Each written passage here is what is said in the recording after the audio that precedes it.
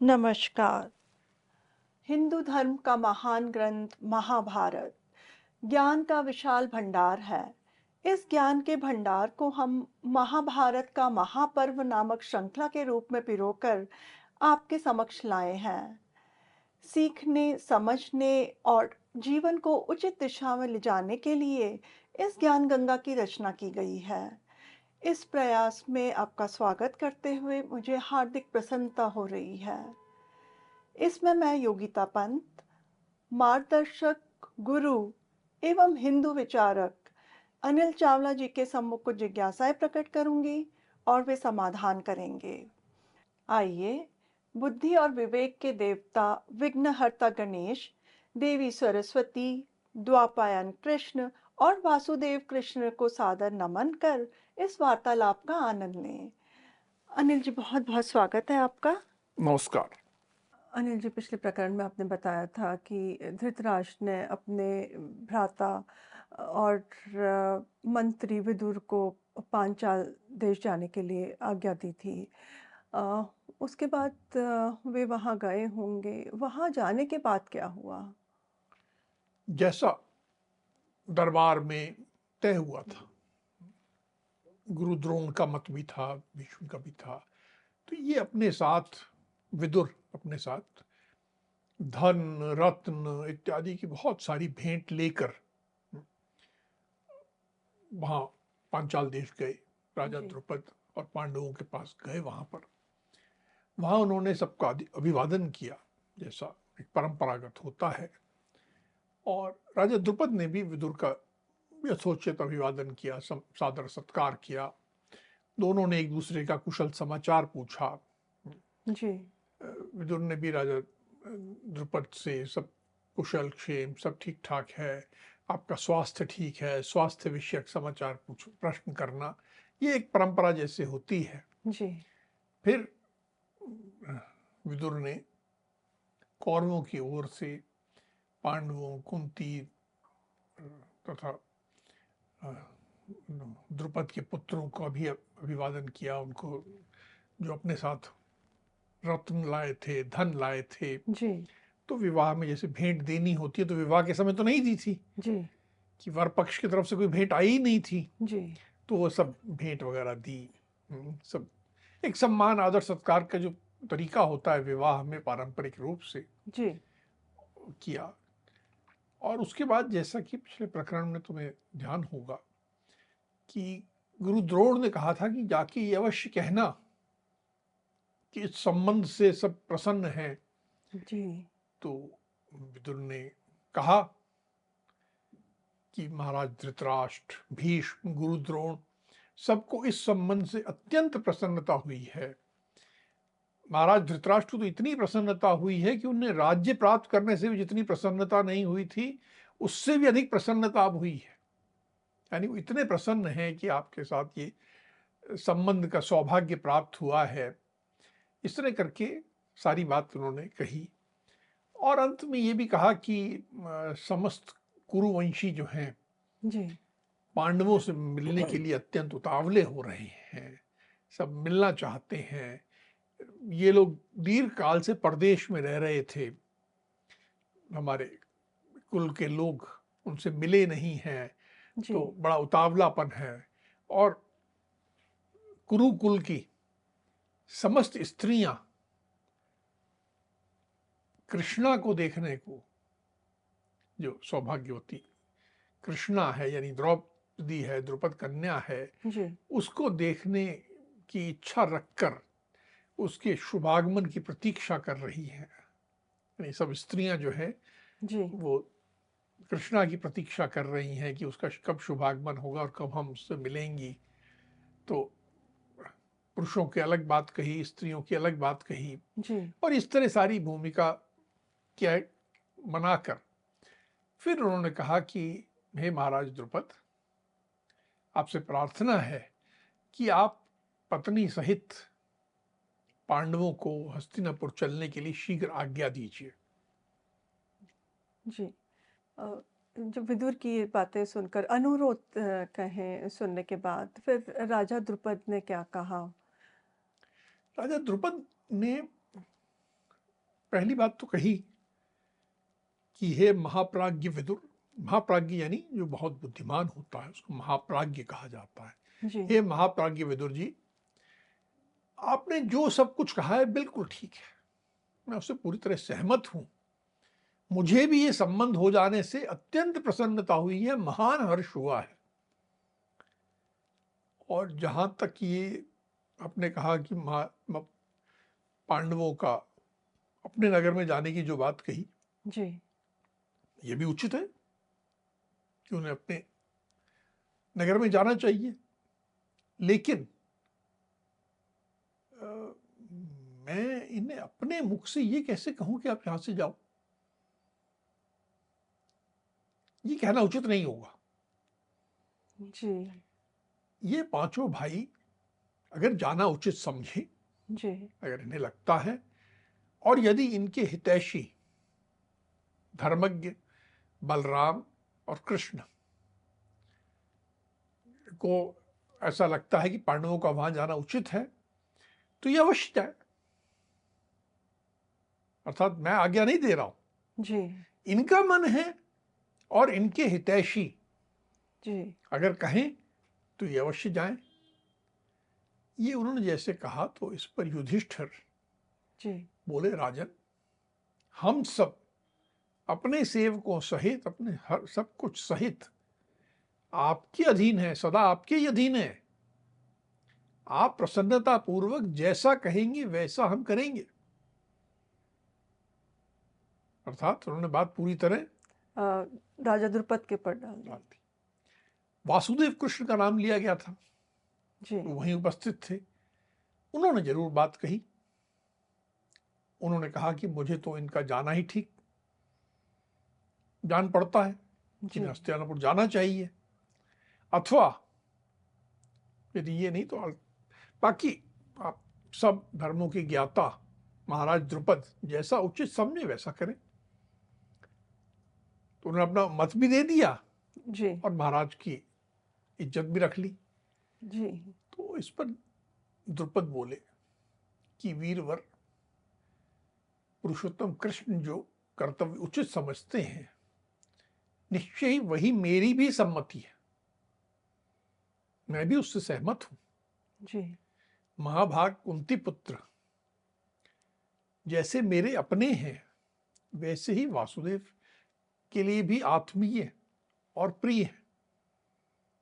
केशव इन पांडवों के हितों का ऐसा ध्यान रखते हैं जैसा कि स्वयं युधिष्ठिर नहीं रख सकते। देखिए, वासुदेव कृष्ण की जो पांडवों के जीवन में महत्ता है वो यहां दिखती है कि युधिष्ठिर से भी ज्यादा ध्यान रखने वाले केशव हैं। तो इनका मत तो कभी इनके अहित का तो होगा नहीं। जी। और मैं भी इससे सहमत हूं। तो इस प्रकार उन्होंने अपनी सहमति दे दी जाने की। जी। महाबुद्धिमान विदुर, ये तो वहाँ पे अपनी भाभी कुंती से भी मिले होंगे, उनसे मुलाकात हुई होगी, क्या बातचीत हुई उनकी, कैसा रहा उनका अनुभव? बिल्कुल, ये बाकी लोगों से तो दरबार में मिल लिए, जी। लेकिन कुंती वहां नहीं थी। जी। तो कुंती के कक्ष में गए, जहां कुंती जिस महल में रह रही थी, वहां जाकर, उस भवन में जाकर इन्होंने बिल्कुल धरती पर माथा टेक कर उनके चरणों में प्रणाम किया। और विदुर को देखते ही कुंती जैसे एकदम उसकी भावनाएं बह निकली, रोने लगी, एकदम उसे कंट्रोल नहीं हुआ, जैसे कहते हैं ना। जी। जी। शोक करने लगी, कहने लगी, हे विदुर विदुर, आपके पुत्र, देखिए ये शब्द बड़ा महत्वपूर्ण है, आपके पुत्र, मेरे पुत्र जी। नहीं, जी। आपके पुत्र पांडव आपके ही कृपा प्रसाद से जीवित हैं। लाक्षागृह से जो आपने निकलने की योजना बनाई, इनके प्राण बचाए, तो इसी कारण ये जीते जागते आज आपके सामने दिखाई दे रहे हैं, नहीं तो लाक्षागृह समाप्त थे। जी। ये आप ही के पुत्र हैं और आप ही ने इनकी रक्षा की है, आप ही कृपा से ये जीवित है। अभी तक मैं आपके पुत्रों की रक्षा करती आई हूं। वो बार बार क्या कह रही है? आपके आपके पुत्र। देखिए, ये एक बहुत महत्वपूर्ण बात यहां समझने की है कि एक व्यक्ति के पुत्र केवल उसके नहीं होते, उसके भाइयों के भी होते हैं।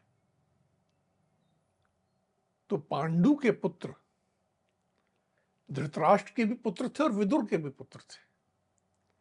और जैसा धृतराष्ट्र ने कहा, जब पांडु का देहांत हो गया तो वो पांडु के कम हो गए और धृतराष्ट्र और विदुर के ज्यादा हो गए। जी।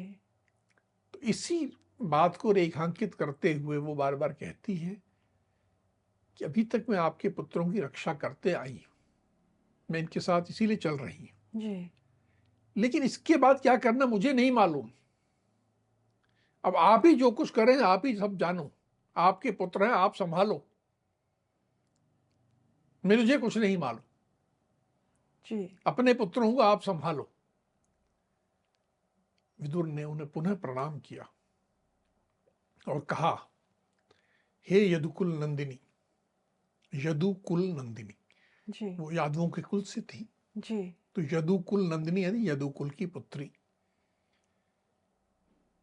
तुम्हारे पुत्र थोड़े ही दिनों में समस्त बंधुओं के साथ अपने राज्य पर अधिकार करने वाले हैं। जी। अर्थात उन्होंने अभी तक नहीं कहा था ये बात जी। जी। कि उनका कोई राज्य मिलने वाला है, राज्याभिषेक होने वाला है, कुछ नहीं कहा था। जी। पर अब उन्होंने कुंती के सामने एक निजी रूप से जी। कह दिया कि तुम्हारे पुत्र जो हैं वो अब उनका राज्य मिलने वाला है, अतः अब तुम शोक ना करो। ये जो तुम दुखी हो रही है, उनके तुम्हारे पुत्रों ने इतना आखिर शोक में हमेशा साथ रही है, जी। तो अब तुम शोक ना करो, अब हस्तिनापुर चलने की तैयारी करो। अब हस्तिनापुर चलना है और अब प्रसन्न हो जाओ तुम। इस जी। प्रकार करके उन्होंने अपनी भाभी को मनाया भी, जी। ढाढ़स भी दिया जी। और एक दम से भरा। जी। कुंती को भी थोड़ी हिम्मत आई होगी। बिल्कुल। अ, अब इसके बाद तो पांडव हस्तिनापुर जाने के लिए उन्होंने प्रस्थान किया होगा। हाँ, अब महाराज द्रुपद की आज्ञा मिल गई। जी। की आज्ञा पाकर पांडव, साथ में कृष्ण, साथ में विदुर और साथ में कृष्णा जी। और कुंती, सब लोग साथ चले। बड़े अच्छे हर्षोल्लास के साथ आमोद प्रमोद करते हुए जी। हस्तिनापुर की ओर चले। जी। विदाई के समय राजा द्रुपद ने बहुत सारा प्रचुर धन, रत्न, हाथी, घोड़े, सैनिक, सेवक, सेविकाएं, बहुत सी शैयाएं, आसन, पात्र, मतलब हर तरह के सामग्री जी। और धन दौलत हर तरह के खूब दी और इत्यादि देकर उनको बड़े आदर सत्कार के साथ विदा किया और ये लोग हस्तिनापुर की ओर रवाना हो गए। जी। हस्तिनापुर पहुंचने के बाद तो ये पांडवों का बहुत भव्य स्वागत हुआ होगा उनका। सब लोग इतनी बेसब्री से इंतजार कर रहे थे इन लोगों का। तो कैसे स्वागत किया गया इनका? राजा धृतराष्ट्र को जब पांडवों के आगमन की सूचना मिली कि हाँ भाई नगर के बाहर आ गए हैं, जी। तो उन्होंने उनके आगमन के लिए कौरवों की ओर से भेजा कि विकर्ण को, महान धनुर्धर चित्रसेन को, आचार्य द्रोण को, गौतम वंशीय आचार्य कृप को, ये सब वरिष्ठ लोगों को भेजा कि जाके ससम्मान जी। उनका स्वागत करके ले आओ। अब इनके अतिरिक्त नागरिकों ने में बड़ा उत्साह था। जी। नागरिकों ने पूरे शहर को सजा रखा था, सब जगह फूलों से श्रृंगार किया गया था, फूल बिखेरे गए थे सड़कों पे और जगह जगह जल का छिड़काव किया था कि धूल ना उड़े, जी। आए तो उनका अच्छा स्वागत हो। सारा नगर जी। दिव्य धूप की सुगंध से महक रहा था। शंख, भेरी, नाना प्रकार के वाद्यों की ध्वनि से नगर बड़ी शोभा पा रहा था। ऐसा लग रहा था कि नगर को बहुत कोई विशेष उत्सव हो रहा है। जी। इनके आने से सब नगरवासी बहुत प्रसन्न थे और आपस में कह रहे थे कि ये हमारा सौभाग्य है कि ये नरश्रेष्ठ धर्मज्ञ युधिष्ठिर पुनः पधार रहे हैं, पुनः हम नगर में आ रहे हैं, और ये तो वही हैं जो धर्म पूर्वक अपने पुत्र की तरह हम लोगों की रक्षा करते थे, हम लोगों की पालन करते थे। जी। देखिए, युधिष्ठिर जब युवराज के रूप में उस समय थे तो बड़े लोकप्रिय थे, क्योंकि वो सबके साथ न्याय करते थे। जी। धर्म के अनुसार सबको अपना पुत्र जैसे पिता पुत्र की रक्षा करता है वैसे रक्षा करते थे। सब कह रहे थे कि आज ऐसा लग रहा है जैसे प्रिय महाराज पांडु ही पुनः आ गए हैं। तो इस प्रकार सब और अत्यंत प्रसन्नता स्वागत करते हुए ये वहां हस्तिनापुर में पहुंचे। जी। नागरिकों का जो उत्साह था वो तो अपेक्षित था। पर महल में पहुंचने के बाद क्या हुआ? महल महल में पहुंचकर पांडवों ने सबसे पहले महाराज धृतराष्ट्र, भीष्म और अन्य वंदनीय पुरुष जो भी थे जी। सबके पास जाकर प्रणाम किया। दुर्योधन की पत्नी और अन्य धृतराष्ट्र की पुत्र वधुओं ने द्रौपदी का स्वागत किया। तो महिलाओं ने द्रौपदी का स्वागत किया। जी। नई महिला आई थी परिवार में, हाँ, बहू आ रही थी। नई बहू है, उसका स्वागत किया गया। कुंती ने बहुरानी के साथ जाकर, यानी द्रौपदी के साथ जाकर जी। गांधारी को प्रणाम किया। उसके बाद विदुर ने पांडवों को महाराज पांडु का जो महल था जी। वहां पहुंचा दिया। इसके अतिरिक्त नगर के जो प्रमुख नागरिक थे, सेठ थे, जो प्रमुख लोग थे, सब जाकर वहां मिले पांडवों से और पांडवों का पूजन किया, सत्कार किया, आदर किया। जी। अब आदर सत्कार हो जाने के बाद तो जो आधे राज्य की बात कही थी पहले कि इनको आधा राज्य दिया जाएगा पांडवों को, तो उसके बारे में भी कुछ चर्चा हुई? हाँ, तुरंत तो नहीं, जी। कुछ समय दिया गया कि हाँ ये कुछ विश्राम कर लें। जी। कुछ विश्राम करके, आखिर लंबी यात्रा करके आए थे, तो आज की तरह आदमी फ्लाइट से तो नहीं आता था ना उस समय। तो जी। आने के बाद थोड़ा सा आराम कर लिया, कुछ सब कुछ एक सहज हो गया जब, जी। तो पांडवों को राजा धृतराष्ट्र और गंगापुत्र भीष्म ने बुलाया। धृतराष्ट्र ने कहा, सारे पांडव आ गए, जी। हे कुंती पुत्र युधिष्ठिर, मेरी बात को ध्यान से सुनो। मेरे दुरात्मा पुत्र अपने पुत्रों को दुरात्मा कह रहे हैं, जी। दर्प और अहंकार से भरे हुए, वो सदा मेरी आज्ञा का पालन नहीं करेंगे। अपने पुत्रों की बुराई स्वयं कर रहे हैं। जी। एक और तो जब उनके साथ बैठते हैं तो उसी तरह प्रोत्साहित करते हैं, जी। और उनकी पीठ पीछे उनकी बुराई भी कर रहे हैं। जी। तो बोले ये इस प्रकार के मेरे पुत्र हैं, अपने स्वार्थ साधन में लगे हुए हैं वो लोग, उनको अपने स्वार्थ के अतिरिक्त कुछ नहीं दिखता। स्वार्थ साधन में लगे हुए उन बलाभिमानी, अपने बल पे अभिमान करने वाले, अहंकार करने वाले दुरात्माओं के साथ तुम्हारा फिर कोई झगड़ा ना हो जाए, इसलिए मुझे ऐसा लगता है कि तुम खांडव प्रस्थ में जाकर निवास करो। तुम को मैं आधा राज्य देता हूं, तुम आधा राज्य लेकर खांडव प्रस्थ में चलकर रहो। फिर साथ में वहीं विदुर उपस्थित थे, तो जी। विदुर को निर्देशित किया कि हे विदुर, तुम शीघ्रता करो और राज्याभिषेक की सारी सामग्री लाओ, इसमें विलंब नहीं होना चाहिए। मैं आज ही कुरुकुल नंदन युधिष्ठिर का राज्याभिषेक करूंगा। अब तो निर्देश हो गया, तो तुरंत जी। तैयारी शुरू हो गई। जी। सब और तैयारी के लिए साथ में उन्होंने,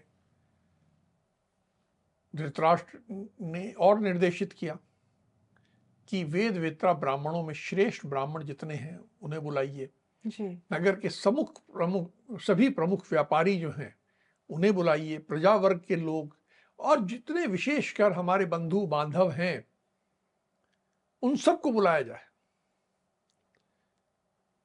राज्याभिषेक धूमधाम से हो, बहुत जल्दी में, आज जी। ही, जी। और इन सब की उपस्थिति में आज ही होना है।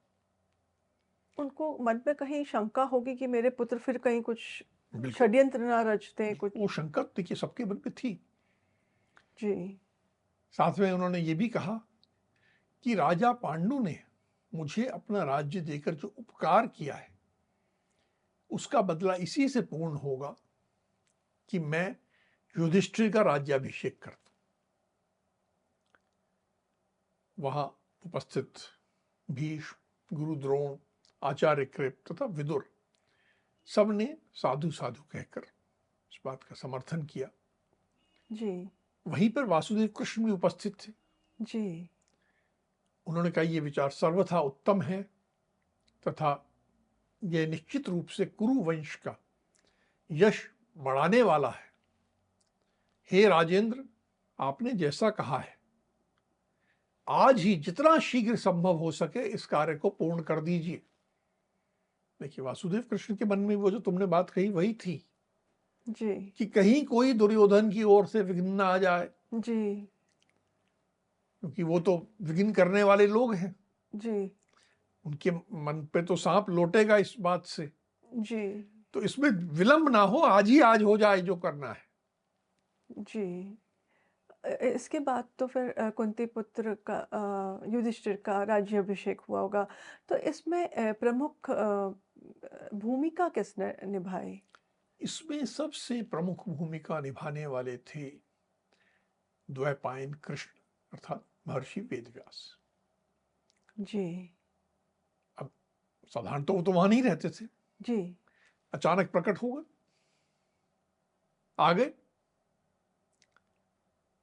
संभवतः उनके मन में भी ये रहा हो जी। कि अगर कोई दूसरा ब्राह्मण, साधारण ब्राह्मण राज्याभिषेक कर रहा होगा जी। तो दुर्योधन और उसके भाई आके कुछ विघ्न डालेंगे। तो स्वयं महर्षि आ गए कि महर्षि के सामने तो किसी की हिम्मत नहीं होगी। जी। महर्षि महाशक्तिमान और उन सबको दंड देने में सक्षम। तो इसलिए महर्षि स्वयं आए और उन्होंने स्वयं विधि पूर्वक अभिषेक कार्य संपन्न किया। उसके बाद कृपाचार्य, गुरु द्रोण, जी। भीष्म, धौम्य, वासुदेव कृष्ण, बालीक, सोमदत्त और अन्य लोगों ने भी चारों वेदों के जो विद्वान थे जी। उनको सामने रखकर युधिष्ठिर का अभिषेक किया। अर्थात अभिषेक की प्रक्रिया ये कि सब लोग जी। जो प्रमुख वहां उपस्थित हैं सब जी। अभिषेक करते हैं, सब नए राजा को मान्यता देते हैं, उसको जी। स्थापित करते हैं कि हम आज से आपको अपना राजा मानते हैं। तो इन सब लोगों ने जी। युधिष्ठिर का अभिषेक किया और उन्हें आशीर्वाद दिया। आशीर्वाद में जो दिया गया आशीर्वाद, जी। जो कि बाद में फलित भी हुआ, कहा कि हे राजन, तुम सारी पृथ्वी को जीतकर संपूर्ण नरेशों को अपने अधीन कर प्रचुर दक्षिणा से युक्त राजसूय यज्ञ आदि पूर्ण करने के पश्चात बंधु बांधवों के साथ सुख से रहो। देखिए इसमें सब कुछ आता है। जी। सुख से रहना, लेकिन अकेले नहीं रहना, जी। अपने बंधु बांधवों के साथ रहना है। जी। और केवल पड़े रहना है वो नहीं, ये सुख से तब रहना है जब तक कि तुमने इतना बड़ा पूरी पृथ्वी को अपने अधीन कर लिया हो, जी। एक विशाल राजसूय यज्ञ किया हो जिसमें ब्राह्मणों को प्रचुर दक्षिणा दी गई हो, जी। कृपणता से नहीं, जी। अच्छे से दक्षिणा दे के सब करके फिर सुख से रहो। सब बंधु बांधव जो उपस्थित थे उन्होंने भी युधिष्ठिर का सादर अभिनंदन किया। अब ये सब देख के, जैसा कि हमने पहले कहा कि एक ही समूह था जो शोक में डूब गया, जी। वो थे धृतराष्ट्र के पुत्र। जी। उनको शोक में डूबा देखकर धृतराष्ट्र ने वासुदेव कृष्ण तथा कौरवों के सम्मुख राजा युधिष्ठिर से कहा, सबके सामने, जी हे कुरुनंदन युधिष्ठिर, तुमने राज्याभिषेक प्राप्त किया है, जो सभी पुरुषों के लिए बहुत दुर्लभ है, जो साधारण बात नहीं है। जी तुम राज्य पाकर कृतार्थ हो गए, अब तुम्हें राज्य मिल गया है, जी अतः आज ही खांडवप्रस्थ चले जाओ। बिल्कुल भी ये नहीं कि कल चले जाना, 2-4 दिन रुक के चले जाना, जी नहीं, आज ही चले जाओ। कहीं धृतराष्ट्र को भी ये शंका थी जी कि मेरे पुत्र कुछ अनिष्ट करेंगे, जी तो इसलिए उन्होंने कहा आज ही चले जाओ। और फिर तेरे तारीफ करते हुए कि नरश्रेष्ठ, पुरुवंश के पुरुरवा, आयु, नहुष तथा ययाति खांडवप्रस्थ में ही निवास करते थे। वो तो बाद में खांडवप्रस्थ इन लोगों ने छोड़ दिया। तो पहले बड़ा एक समृद्ध राज्य था वो, बड़ी प्रसिद्ध नरेशों की राजधानी थी। जी तुम जाओ और खांडवप्रस्थ को पुनः बसाओ और अपने राष्ट्र की वृद्धि करो, यही मेरा आशीर्वाद है। पांडवों ने भी राजा धृतराष्ट्र की बात मान ली जी और जो आधा राज्य मिला था वो लेकर वे खांडवप्रस्थ की ओर उसी दिन रवाना हो गए। देखिए, सुबह बुलाया गया, जी दिन में तुरंत राज्याभिषेक, जी और राज्याभिषेक के बाद प्रस्थान। प्रस्थान। और बात ये थी कि खांडवप्रस्थ कोई नगर था ही नहीं, वो तो एक भयंकर वन था। वहां कोई महल भवन कुछ नहीं था। एक वन में जाके इन्हें एक नई शुरुआत करनी थी। ये पांडवों की प्रशंसनीय बात है, जी उनकी हिम्मत, उनके स्वयं पर आत्मविश्वास, उनका पराक्रम, जी कि वो डरते नहीं थे। उन्होंने कहा ठीक है, हम वन में भी नगर बसाएंगे और उसको आगे ले जाएंगे। और ये कह के उन्होंने वहां से प्रस्थान किया। जी अनिल जी, आज हमने जाना कि कुंती पांडवों के साथ पुनः एक बार हस्तिनापुर आई, और पर हस्तिनापुर आना इनका बहुत देर तक नहीं रुक पाए, बहुत थोड़े समय के लिए ही रुके और इनको वापस खांडवप्रस्थ जाना पड़ा। आधे राज्य के नाम पे इनको खांडवप्रस्थ मिला, पर वो तो एक भयंकर वन था, जैसे आपने बताया कि वो रहने लायक ही नहीं था। अब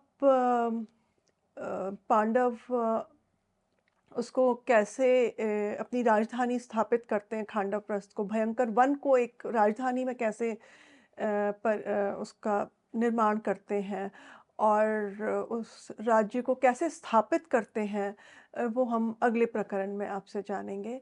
आज की चर्चा को हम यहीं विराम देते हैं। अगली कड़ी में महाभारत के महापर्व से जुड़े कुछ मार्गदर्शक प्रसंगों के साथ हम दोनों फिर उपस्थित होंगे। राम राम। राम राम।